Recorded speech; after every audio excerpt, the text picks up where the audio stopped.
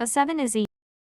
Why psychic vampirism? A comprehensive view. My interest in psychic vampirism began over 25 years ago when I received a research contract to study the human energy system from a seemingly unlikely source, the U.S.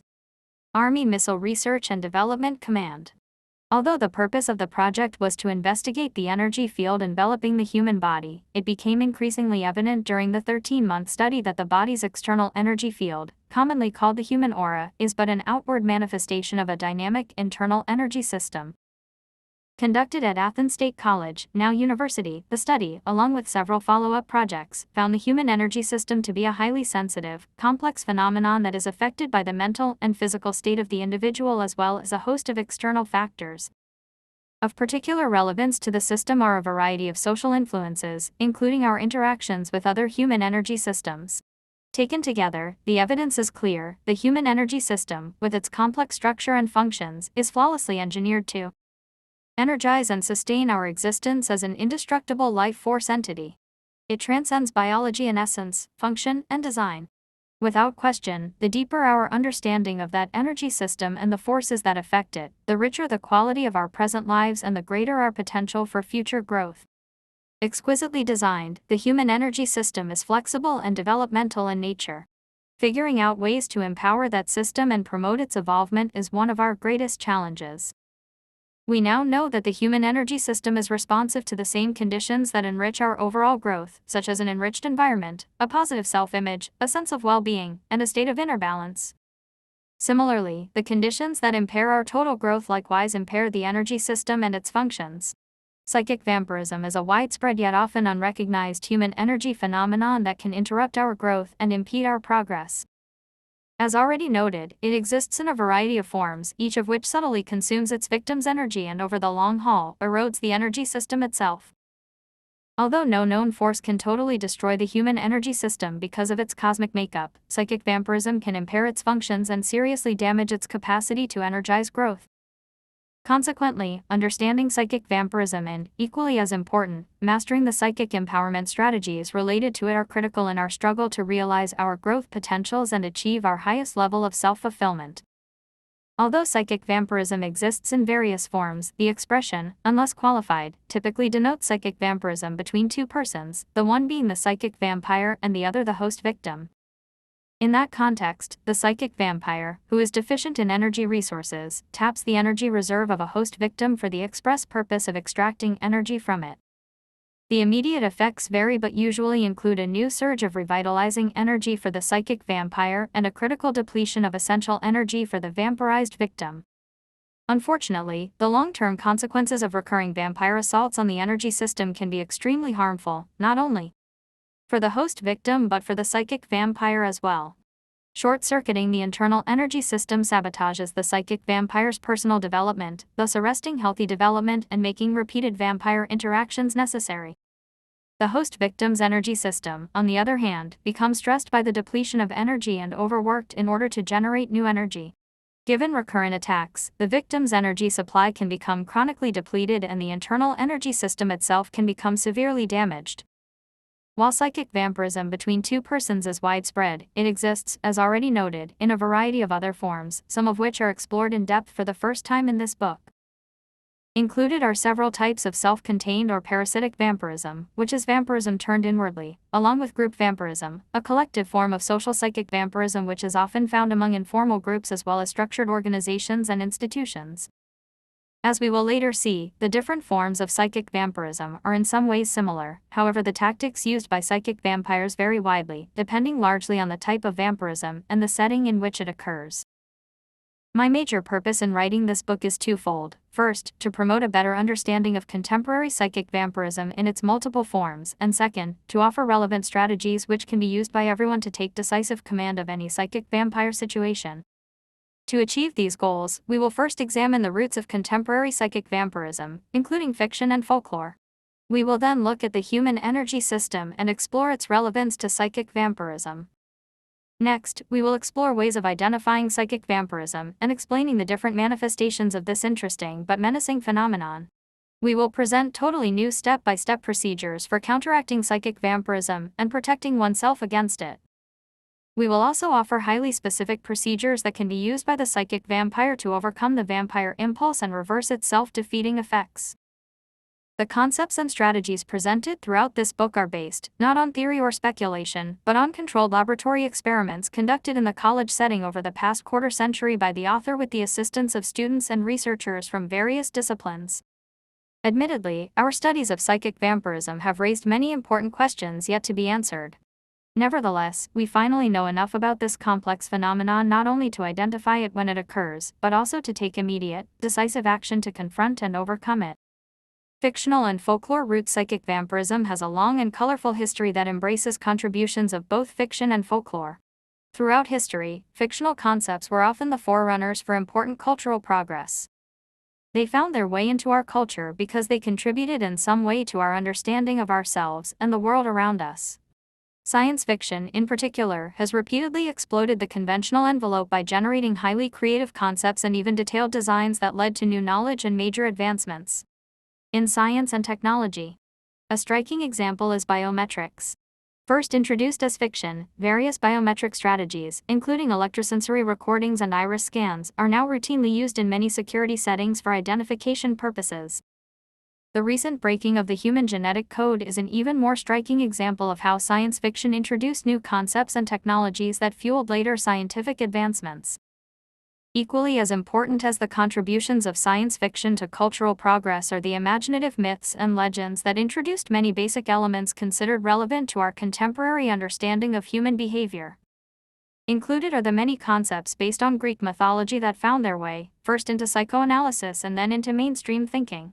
Among the familiar examples are the Oedipus and Electra complexes, which represent respectively the male and female child's attraction to parent of the other sex.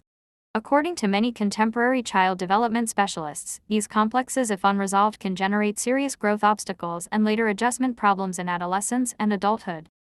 Our studies found, in fact, that psychic vampirism is often associated with unresolved Oedipus or Electra strivings.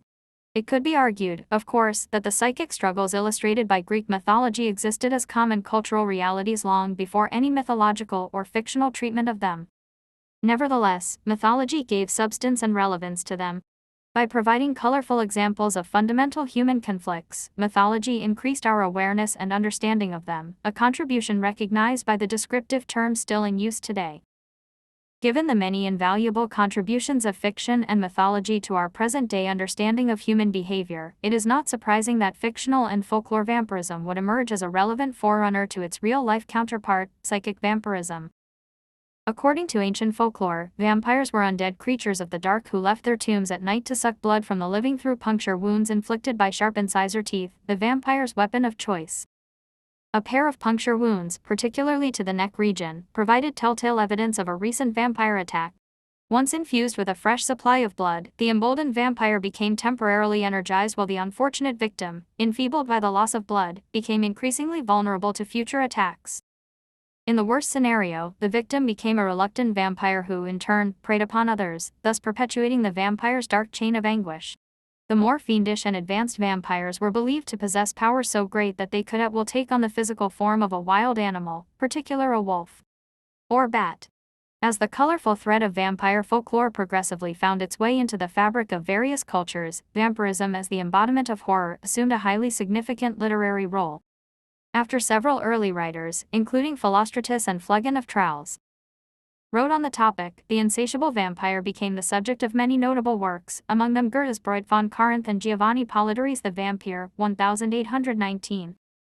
Of particular importance was Polidori's work, which became the source of a 19th-century French melodrama as well as two important German operas, Der Vampir, both produced in 1828. It was, however, Bram Stoker's fascinating and wildly popular Dracula, 1897, that captivated readers everywhere. Dramatized and produced for the first time by John Balderston and Hamilton Deane in 1927, the spectacular novel not only generated enormous interest in vampirism, it brought world fame to the bloodthirsty despot of Transylvania. In recent years, a deluge of books and TV dramas, along with several blockbuster movies starring seasoned actors as well as hot newcomers, stirred greater interest in vampirism and, in particular, the ruthless Dracula. Timeless in its appeal, the classic Dracula legend continues to hit a global nerve, thanks not only to the universal relevance of its underlying themes, but also because of captivating movie-making with extraordinary power to connect generations. As it turns out, much of the Dracula legend is based on historical fact, its real-life source being that of the notorious Romanian prince, Vlad Dracula, 1431–1476, who became known as Vlad the Impaler for executing his enemies by hoisting them on stakes for a slow, agonizing death. From his Transylvanian castle in the rugged mountainous region of Romania, the infamous Dracula reportedly ordered and actively participated in the torture and death of countless unfortunate victims, including scores of his own subjects. Though the accounts of Dracula's life are sketchy, his reign of terror apparently ended violently in 1476 when, according to legend, he was assassinated and beheaded by his political enemies. But in all fairness to Dracula, his place in history as an icon of evil, having only moderate historical support, may be somewhat ill-deserved. According to many contemporary historians, the dubious accounts of Dracula's atrocities are more than counterbalanced by his accomplishments. For instance, he boldly warded off the Turkish invasion of Romania, thereby actually saving the country and preventing the death of thousands. Even today, Transylvania continues to benefit from the world-famous nobleman who is recognized by many Romanians as a national hero rather than a heartless villain. Now at an all-time high, tourism in Transylvania, including vampire fests, conferences, seminars, workshops, and other events commemorating Dracula, has bolstered the troubled economy by sharply increasing revenue. In fact, contemporary interest in Dracula is so great that a Dracula land theme park to be located at the birthplace of the legendary Count is now being planned by the Romanian government. As an interesting footnote, it was directly over Transylvania during a Dracula vampire fest that the 1999 eclipse of the sun, one of nature's most beautiful and awe-inspiring events, reached the perfect peak of its brief total phase. As typically depicted in folklore, literature, and horror films, legendary vampires are clever creatures of the dark who sleep during the daylight hours in a crypt and roam the streets and countryside at night in search of prey from whom to siphon life-sustaining blood. Typically clad in a black cape with deep red lining, vampires as a general rule display a suave sense of entitlement, and they expect naked compliance to their demands. Generally shrewd and seductive, they cleverly orchestrate situations and arrogantly manipulate their innocent, vulnerable prey. As shadowy, complex creatures, they can shift with ease from engaging charm to callous control. Their gaze can be at once piercing and seductive, and their speech calculated and mesmerizing. As icy icons of evil, they type 1 generate in others an uneasy admixture of attraction, vulnerability, and fear. Almost never do they show compassion for their unfortunate victims or remorse for their ruthless conquests. In certain rare instances, the host victim is an animal, but only for the highly inexperienced, blood-deprived vampire. The legendary vampire's extraordinary powers seem to have almost no limits. They can defy gravity by levitating and remaining suspended in midair, flying over buildings, floating in and out of windows, crawling up or down walls, and slithering across ceilings. They can on demand appear instantly out of thin air and turn abruptly into a vaporous mist. They can communicate mentally, see into the future, and observe distant happenings as they occur. They reflect no image in a mirror, and although they cast no shadow, they have power to become themselves a shadow. In the crypt, they can assume a complete state of suspended animation, thus extinguishing all physical signs of life. As supernatural beings, fictional vampires discovered early on the secrets of rejuvenation and longevity. Given the power to effectively arrest and even reverse the aging process, they in fact almost mastered the art of living forever. With critical physiological functions under their control, illness and biological erosion are unknown to them, provided their life-sustaining blood needs are met. Although they are repelled by garlic and certain religious objects, only direct sunlight or a wooden stake driven through the heart is fatal to them, at least in terminating their physical existence. More extreme procedures, however, are required to ensure total, irrevocable death of the vampire spirit. The vampire's head must be severed from the body, and equally as important, the heart must be cut out and burned. Finally, the vampire's head must be buried at a considerable distance away from the body, and the heart's ashes must be strewn over a large, remote area. Without these extreme measures, the vampire can survive in reanimated, undead human form. In recent years, movies of both the horror and comedy genres place the vampire in a variety of present-day settings, a strategy that dramatically increased the legend's contemporary appeal. In horror movies, vampires are often seen crouched in the shadows, or stealthily stalking their victims, then suddenly pouncing upon them to drain blood from their bodies through puncture wounds to the neck. Unfettered by old stereotypes, modern versions of the vampire include both men and women, teens and adults, laborers and hard hats, professionals in business suits, and more recently, wealthy comers. Ranging from the dapper CEO to the genial All-American cowboy, contemporary blood-sucking vampires in high-scare movies are almost always depicted as nefarious yet conflicted predators of innocent, unsuspecting victims. Like vampire movies of the horror genre, treatment of the vampire legend as comedy entertainment found a highly receptive audience. By infusing humor into the legend, creepy comedy created very likable vampires who were at once bizarre and delightfully seductive, but scarcely dangerous. The vampire as a celebrated icon of both horror and comedy entertainment proved so incredibly popular that it was eventually enshrined on the US postage stamp to the delight of vampire fans everywhere. From vampire video games for children to college-level courses on vampire literature, the vampire legend in our culture today is indeed alive and well. Having gained expansive recognition as a model of malevolence, the legendary vampire may have inadvertently provided the seminal inspiration for its benevolent counterparts, those exemplary champions of justice, Batman and Superman, who, incidentally, also donned capes and defied gravity. As reigning paragons of good rather than evil, their struggles were equally as intense as the vampires, and like the vampire, they adapted with ease to cultural trends, shifts, and mutations. The enduring popularity of vampirism in both literature and entertainment media may be due, at least in part, to the universal relevance and appeal of its underlying themes: good versus evil, hope versus despair, and of course, life versus death. Disconcerting as it may be, the vampire's struggle for survival and significance one so much like our own, that the vampire has become a dominant archetype in cultures around the world. A parasite feeding on the blood of the living, this enigmatic undead creature is thoroughly instilled in our global consciousness as the consummate blend of intrigue, indulgence, and immortality. Psychic vampirism. Vampirism of the psychic kind, like its fictional counterpart, has a long and intriguing history. There is, in fact, considerable evidence to suggest that psychic vampirism in its various forms long predated the popular folklore versions of vampirism. Thus, the psychic vampire could be seen as the actual forerunner of its fictional compeer, rather than vice versa. It is, in fact, strongly plausible that the widespread existence of vampirism in its psychic form actually gave rise to the folklore notion of vampires as blood-sucking rather than energy-sucking beings. From a purely chronological perspective, our study of vampirism could have quite reasonably begun with a consideration of psychic rather than fictional vampirism. Supportive of psychic vampirism as the precursor of its folklore counterpart are the many primitive tribal rites and warlike practices that contained unmistakable traces of psychic vampirism. Many tribal pre-battle rituals, for instance, were designed specifically to render enemy forces powerless by draining them of their energy and prowess. Also, the use of masks and war paint were common tribal strategies used not only to embolden the warriors but to enfeeble and disarm their opponents, thus vampirizing them primarily through intimidation and fear. Along another line, several biblical accounts strongly suggest psychic vampirism, or at least variations of it. A familiar example is Delilah's cunning seduction of Samson. By cutting Samson's hair, the source of his energy, as he slept, she drained him of his strength and rendered him helpless before his enemies, the Philistines. Delilah in turn was apparently energized by the whole affair, thus completing the vampire transaction. Another interesting biblical account with strong hints of psychic vampirism is Christ's description of scribes and Pharisees as vipers and serpents, full of extortion and excess.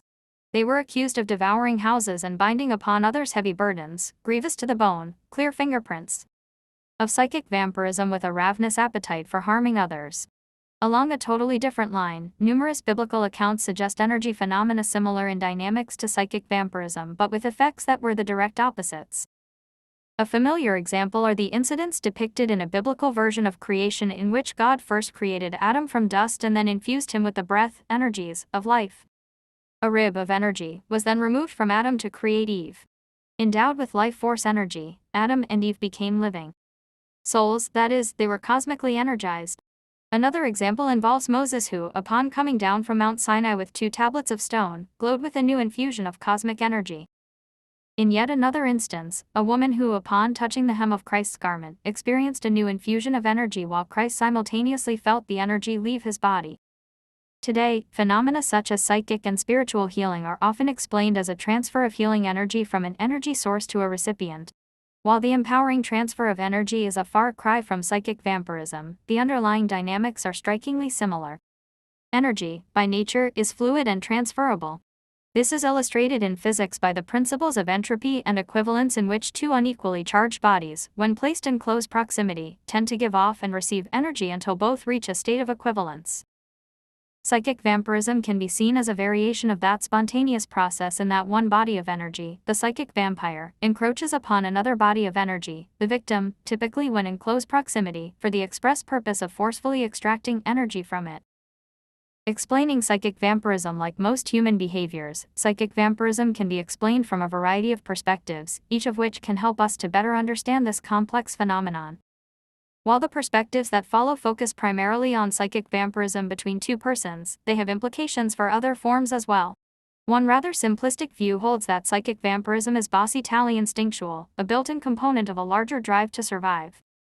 As such, it is essentially beyond our control. All efforts to alter or extinguish it are, for the most part, futile.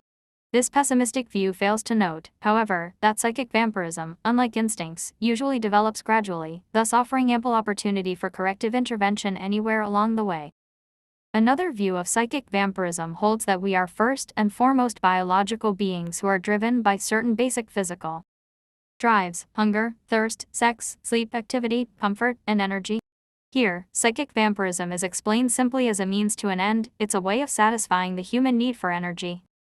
Individual differences, past experiences, and unique personal characteristics are seen as relatively unimportant. A major contribution of this perspective is its recognition of energy as a basic human drive. Its major limitation is a failure to recognize the critical importance of responsible choice and self-determination in satisfying that drive. Another view of psychic vampirism is based on the concept that seeking pleasure while avoiding pain is the major motivational force underlying human behavior. From this perspective, psychic vampirism is a raw, untamed drive that demands instant pleasure and gratification. It is easier and more pleasurable to tap the energy supply of another person than to develop one's own energy system. This limited perspective opens the floodgates for psychic vampirism to develop as a controlling force in our lives. Like the other perspectives discussed, it minimizes our capacity to take command of our personal growth and shape our own destiny. Psychic vampirism also focuses on the social nature of our makeup. In this perspective, we interact with individuals and groups that are consistent with our roles and needs as social beings. Typically, when we give something to the relationship, we expect to gain something in return. Ideally, social interactions are mutually satisfying, with everyone getting a fair return. However, the investments and rewards of many human relationships are unequal. In psychic vampirism, the interaction is reduced to a calculated, unbalanced encounter in which the vampire benefits and the victim loses.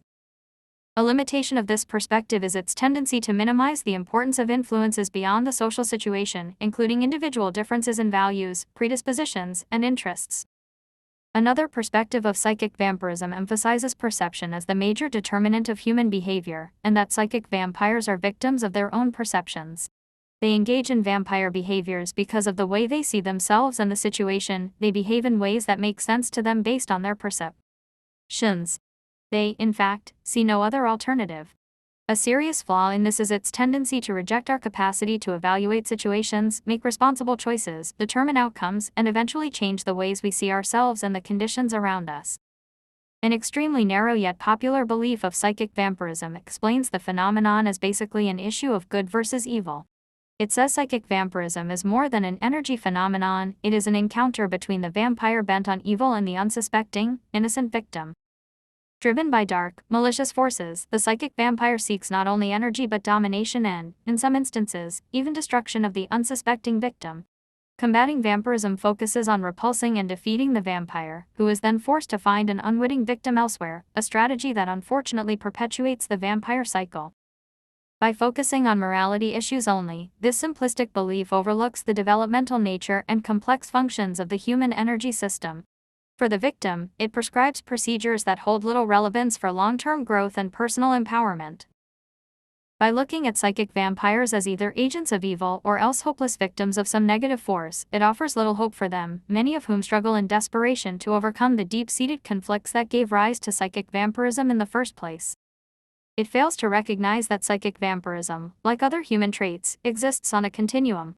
Our studies found, in fact, that the potential for psychic vampirism exists to some extent in everyone, depending on such influences as past experiences and developmental history.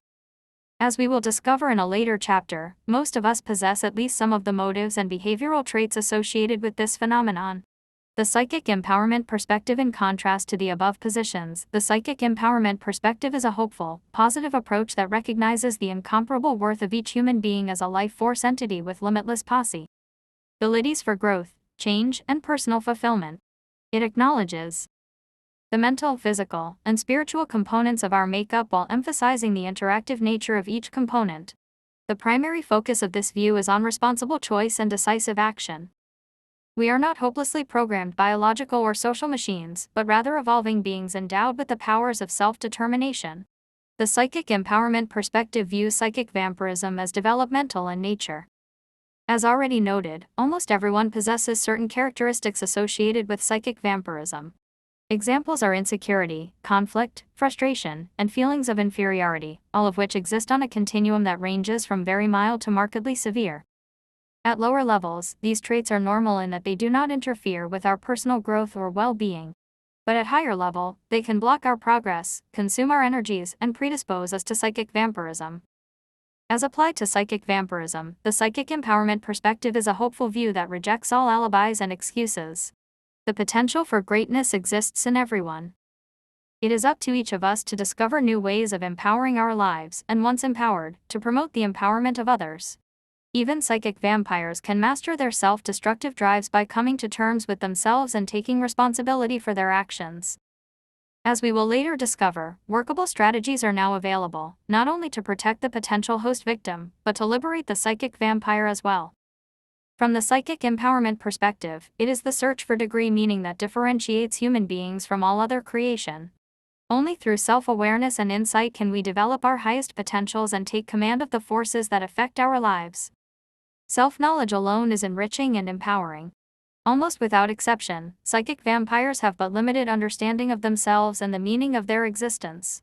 According to the psychic empowerment perspective, psychic vampirism is more than an energy phenomenon.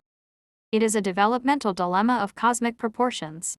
It is largely a product of cosmic insensitivity, imbalance, and separation. Cosmically impoverished. Psychic vampires are alienated from the two major dimensions of life force energy, the one within the self and the other in the higher cosmos. With their inner resources exhausted and their personal growth virtually sidetracked, they become enfeebled and, in some instances, desperate in their search for a substitute source of energy.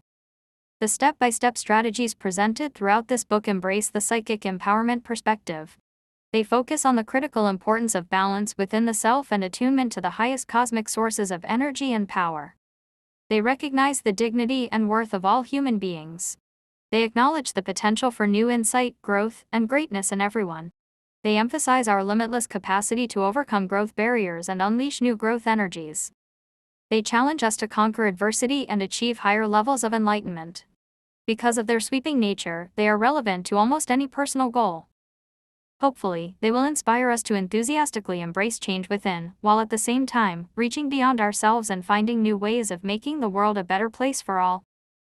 Psychic vampirism. Today, historically, our concept of psychic vampirism has been limited, and the extent of psychic vampirism throughout the world has been grossly underestimated. We now know that psychic vampirism is not only widespread, it also exists in many forms, some of which we have already mentioned in passing. Taken together, contemporary psychic vampirism can be grouped into three major categories. 1. One-on-one psychic vampirism. This category includes any form of psychic vampirism between two persons, the one being the psychic vampire and the other the host victim. In the typical one-on-one vampire encounter, the psychic vampire taps into the energy system of the host victim for the express purpose of extracting energy. The vampire episode can be consensual or non-consensual as well as deliberate or 16 Chapter 1 Spontaneous. Whatever the nature of the vampire encounter, the results are the same: an instant but transient surge of energy for the vampire, and a critical loss of energy for the vampirized victim. Unfortunately, the psychic vampire's energy needs are satisfied only temporarily, thus necessitating repeated attacks. For the host victim of recurrent attacks, the long-term consequences can be extremely harmful. Group psychic vampirism. This category, which we could call collective vampirism, includes any form of vampirism that involves groups, organizations, or institutions. In its most insidious and destructive form, it can involve the organized vampire efforts of large numbers of persons. power, wealth, and control are among the major goals of group vampirism. Its wide-ranging symptoms can include criminal activity, environmental pollution, irresponsible exploitation of the Earth's natural resources, and flagrant abuse of human rights. When sufficiently widespread and culturally ingrained, group psychic vampirism can be so powerful that it affects global conditions with consequences that can span centuries. Parasitic vampirism. In sharp contrast to other forms of psychic vampirism, parasitic vampirism is an internal form of psychic vampirism turned against the self. Tragically, parasitic vampires are twice the victim. They are both vampire and host victim. They are driven by self-destructive mechanisms that are like blood-sucking vampires with a demonic appetite. The more they devour, the more they demand. The effects of parasitic vampirism are relentlessly self-constricting and self-disempowering. By attacking from the inside, parasitic vampirism drains its host of essential energy and weakens the ability to cope, even with minor stress. In the long run, parasitic vampirism grinds down the self's energy system and seriously impairs its capacity to generate new energy. Almost invariably, parasitic vampirism generates an inner state of vulnerability that is often the forerunner to other forms of psychic vampirism. In later chapters, we will further explore each of these major categories of psychic vampirism. Always, our emphasis is on the abundant resources available to us, both within and outside ourselves. Throughout this book, the importance of new insight and responsible action is our constant focus. For the most part, psychic vampirism is characterized by certain common features. Psychic vampirism demands a designated victim. The end results are always detrimental for both vampire and host victim. Psychic vampires have no special powers. They, in fact, operate from a position of weakness rather than strength. Typically underdeveloped or impaired in their ability to generate self-sustaining energy, they turn in desperation to other strategies in their efforts to meet their energy needs. Psychic vampires are not hopeless creatures of evil. Like everyone, they are persons of significance and inherent worth. Unfortunately, their growth is thwarted and their internal energy system is to some extent dysfunctional. Psychic vampirism is a cultural universal. It exists in one form or another around the world. Even the most highly advanced cultures are vulnerable to the multiple forms of psychic vampirism. A wide range of conditions can provide fertile breeding grounds for psychic vampirism. Examples are personal crises, thwarted growth, unresolved conflict, and severe stress, as well as certain cultural conditions such as social unrest and class resentments. Psychic vampirism occurs in varying degrees of intensity. It often begins as a mild impulse, then progressively increases to become a dominant force in the life of the psychic vampire. The long-term consequences of psychic vampirism are enormously detrimental. For the vampire, they can include a rapid depletion of inner resources and eventually a total blockage of the growth process. For the victim, they can include a host of mental and physical symptoms. The psychic vampire attack can be either deliberate or spontaneous. Although psychic vampire episodes are often intentionally initiated by the vampire, they can be spontaneous and, in some instances, unconscious. Strange as it may seem, psychic vampirism can become a consensual component in certain social relationships, a phenomenon we will later discuss. Aside from their needs for energy, psychic vampires are often driven by other motives. A man or woman who exploits or ruins a lover out of revenge, for instance, can be seen as a psychic vampire. Corporations that recklessly pollute the environment for profit can be seen as predator organizations. Empowerment strategies are now available to counteract psychic vampirism. Included are procedures designed, 1. To protect the potential victim against a psychic vampire attack, 2. To end the vampire attack once it is in progress, 3. To liberate the active psychic vampire and banish the vampire drive, and finally, 4. To prevent the development of psychic vampirism by promoting a healthy, fully functional energy system within the self. At my lectures and seminars, the mere mention of psychic vampirism usually generates spirited discussion. Almost everyone relates degree to the concept, and reports of personal encounters with psychic vampires are common. Here are some of the questions often raised by my audiences concerning psychic vampirism. 1. How do psychic vampires differ from folklore or fictional vampires? In contrast to folklore and fictional vampirism, psychic vampires feed on energy rather than blood, and they possess no supernatural powers. Deficient in energy, and with their energy system usually impaired, they seek other energy options. Contrary to prevailing stereotypes, typical psychic vampires are not agents of evil bent on the destruction of their victims. Although certain fringe vampire Groups are known to practice various folklore vampire rituals. They have demonstrated none of the supernatural powers attributed to folklore vampires. 2. How prevalent is psychic vampirism? Though the exact extent of psychic vampirism is unknown, it is believed to be widespread in its various forms throughout the world. 3. What causes psychic vampirism? Although the causes vary, depending on the form of psychic vampirism, they usually include a combination of developmental and situational factors. For one-on-one as well as parasitic vampirism, early childhood experiences, including parent-child relationships, are especially critical. Children who are either pampered or who have a cold, distant relationship with either parent seem to be particularly prone to psychic vampirism. Also, certain personality characteristics such as identity conflict, a poor self-image, and deep-seated insecurity and inferiority are common among psychic vampires of both sexes. Psychic vampirism can be precipitated by situational factors such as severely traumatic events, occupational problems, and family crises, to mention only a few of the possibilities. On a larger scale, group psychic vampirism is often associated with corrupt motives and sweeping misuse of power and influence. 4. Is psychic vampirism a recent phenomenon? Evidence suggests that psychic vampirism long predated folklore and fictional versions of vampirism. The history of civilization is replete with instances of psychic vampirism in its various forms. 5. Are there female as well as male vampires? Psychic vampires, like their folklore counterparts, can be either male or female. The exact gender ratio is at present unknown. 6. How dangerous is a single psychic vampire attack? The typical psychic vampire episode is an energy phenomenon in which the vampire is infused with a fresh supply of energy at the expense of the victim donor. While the loss of energy for the donor can be minimal or barely noticeable, even a single vampire attack can have serious consequences, depending on the conditions of the attack as well as the mental and physical states of the host victim. A psychic vampire attack can be especially dangerous in situations requiring alertness and concentration. Imagine, for instance, the possible consequences of a vampire attack against a surgeon during surgery, a soldier in combat, the pilot of a plane, a high-rise construction worker, a driver in heavy traffic, or a world leader during critical negotiations. 7. What are the effects of repeated psychic vampire attacks on the victim? For the victim of recurrent psychic vampire attacks, the typical effects are a significant loss of energy and, in the long run, damage to the internal energy system itself.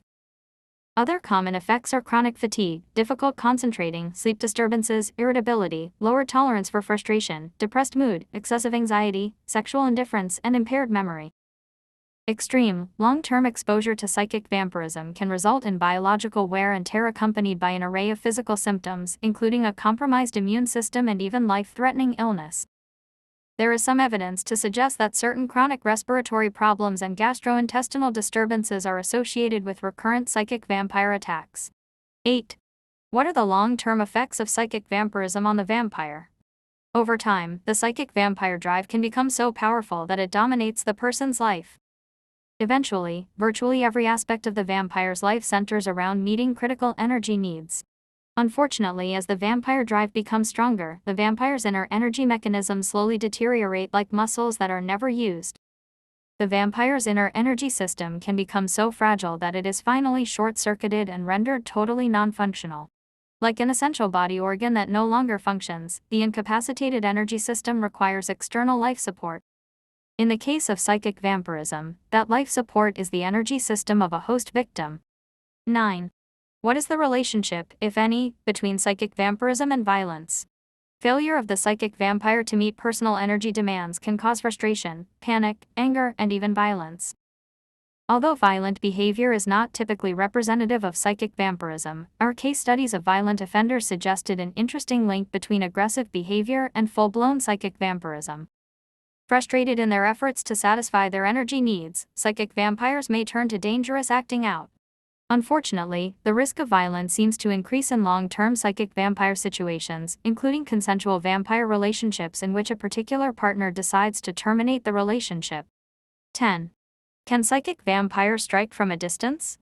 Vampire attacks can occur during physical contact, such as a handshake or touch on the shoulder, or they can occur at distances of up to many miles. Vampire assaults involving great distances, however, are associated only with advanced psychic vampirism. They usually occur in the context of an ongoing association or relationship, though not necessarily of the romantic kind. Psychic vampire attacks can also occur during astral travel, a phenomenon we will discuss in a later chapter. There is sketchy evidence to suggest that psychic vampirism can involve discarnate beings, a possibility we will also explore later. 11. What are the attack strategies used by psychic vampires? The attack strategies used by psychic vampires vary, depending on the type of vampirism and the surrounding conditions.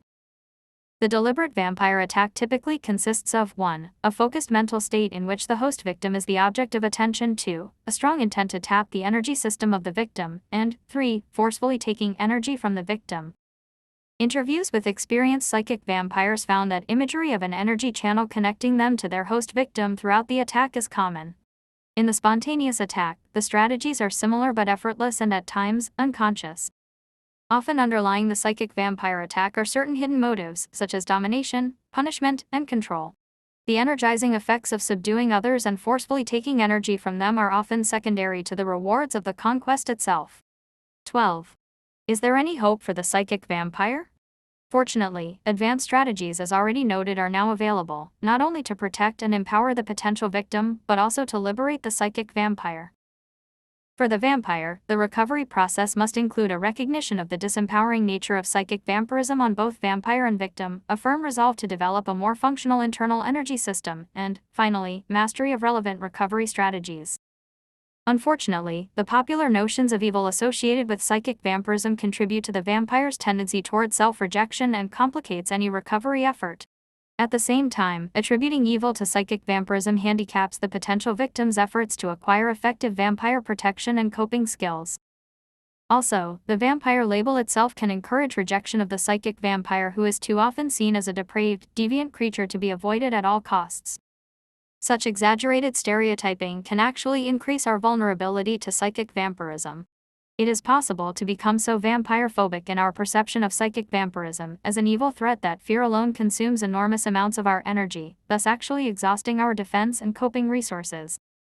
The energy wasted on false perceptions and exaggerated fear could be put to much better use, such as energizing our personal development and perhaps helping others. 13. What is the best defense against psychic vampirism? The best defense against psychic vampirism is a strong internal energy system, a state of inner balance and attunement, and mastery of relevant psychic empowerment strategies. In the following chapters, we will present highly detailed ways to prevent a psychic vampire attack or to promptly repel it once it is underway. The constant thrust of this book is toward promoting awareness of psychic vampirism in its variety of forms while providing workable prevention and intervention strategies that can be used by everyone. Summary: psychic vampirism is, without doubt, one of the most intriguing phenomena involving human behavior. It is also one of the most complex. It's easy to mistake psychic vampirism as either fictional or simply more juicy sensationalism, but a closer look reveals a serious reality so common that almost everyone has had some experience with it, and for some, it is a recurring dilemma. Although the expression psychic vampirism is typically applied denotes a social phenomenon in which the vampire invades the energy system of another person for the express purpose of extracting energy, it can range from self-contained parasitic vampirism, in which the victim is oneself, to global vampirism involving social injustices on a massive scale. In whatever its form, psychic vampirism can have potentially devastating consequences. While contemporary psychic vampirism is usually seen as the modern counterpart of ancient vampire folklore, there is evidence indicating that psychic vampirism predated folklore and may have, in fact, provided the seminal inspiration for its fictional, blood-sucking counterpart. Whatever the sequence of events, vampires of both the fictional and psychic kind share certain common characteristics. Both are stalled in their personal growth, both are devoid of personal fulfillment, and both require victims from whom they extract a critical life-sustaining resource. Psychic vampirism is developmental in nature. The same conditions that promote healthy mental and physical growth, a sense of personal worth, an optimistic outlook, an inner set of guiding values, and commitment to important life goals, likewise promote a strong internal energy system. An absence of these essentials interrupts our growth and increases our vulnerability to psychic vampirism.